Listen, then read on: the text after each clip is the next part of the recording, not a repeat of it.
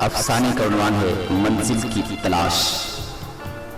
کروڑوں سال قبل کہتے ہیں دمدار ستاروں کی جھنڈ میں ایک چھوٹا سا سرد مگر معتدل نظام شمسی قائم تھا۔ اس سرد نظام میں ایک سیارہ جو ہماری زمین سے 10 گنا بڑا تھا، اس پر زندگی نے ہلچل مچا رکھی تھی۔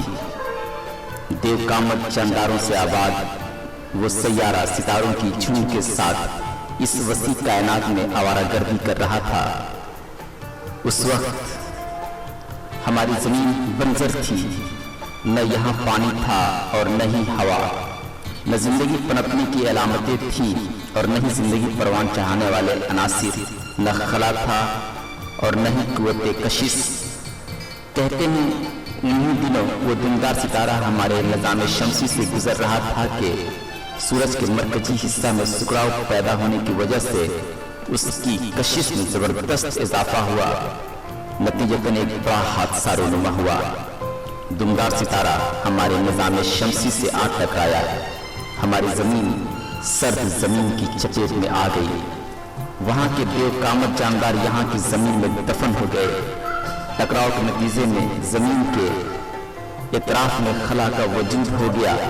مختلف طرح کے گیسوں کے درمیان تال میل اور دباؤ بننے کی وجہ سے بارش ہونے لگی، سمندر، ندی اور نالے وجود میں آنے لگے، زندگی ایک نئے سرے سے اپنا سر اٹھانے لگی۔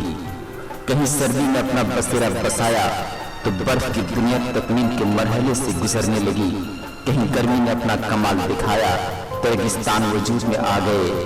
زمین کے اندر جو آگ لگی تو بجھ نہیں پائی، جگہ بر جگہ ہریالی آنکھیں کھولتی گئی اور کرشماتی طور پر بھانت بھانت کے جاندار وجود میں آتے گئے۔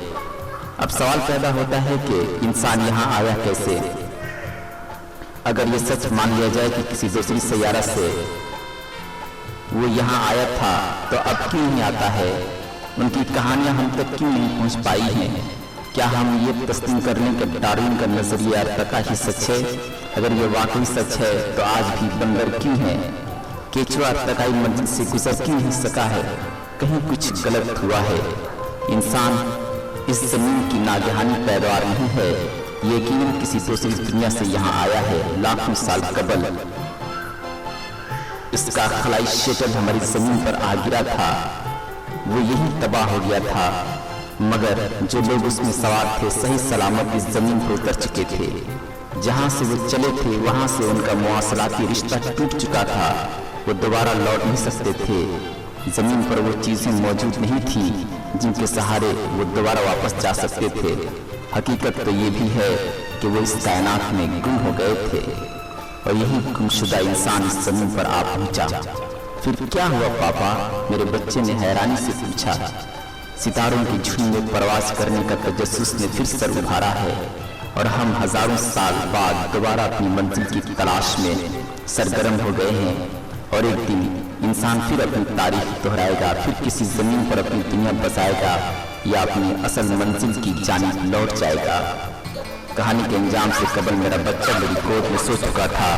میں اس کی پیشانی پر ایک بوسہ سپٹ کیا اور اسے بستر پر سلا دیا، اس یقین کے ساتھ کہ وہ اس دنیا کا خواب ضرور دیکھے گا جس کی تلاش کے لیے ہم سب متلاشی ہیں۔